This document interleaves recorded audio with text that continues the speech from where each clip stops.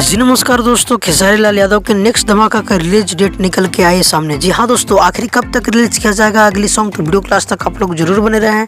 अगर हमारे चैनल पे आप नए हो तो भाई सब्सक्राइब कर लो, क्योंकि भोजपुरी का हर अपडेट सबसे पहले हमारे चैनल पे आता है। दोस्तों, खेसारी लाल यादव के रिलीज किया गया था हद गाना सुखी। इस गाना को लेकर इवेंट रखा गया है और काफी अच्छी खासी मजा उठाए थे खेसारी फ्रेंड्स। एक बार फिर से आप लोग हो जाए तैयार, क्योंकि एक बार फिर से बहुत ही शानदार गाने लेकर आ रहे हैं हमारे ट्रेंडिंग स्टार खेसारी लाल यादव, जो कि हो सकता है कि कल या तो परसों, ऐसे तो कंफर्म नहीं बता सकते हैं, लेकिन परसों का डेट दिया गया है 22 तारीख को। हो सकता है कि 22 तारीख को पोस्टर को आउट कर दिया जाएगा। एक आध दिन आगे पीछे हो सकता है, लेकिन इसी के बीच पोस्टर आने वाला है अगले गाने का।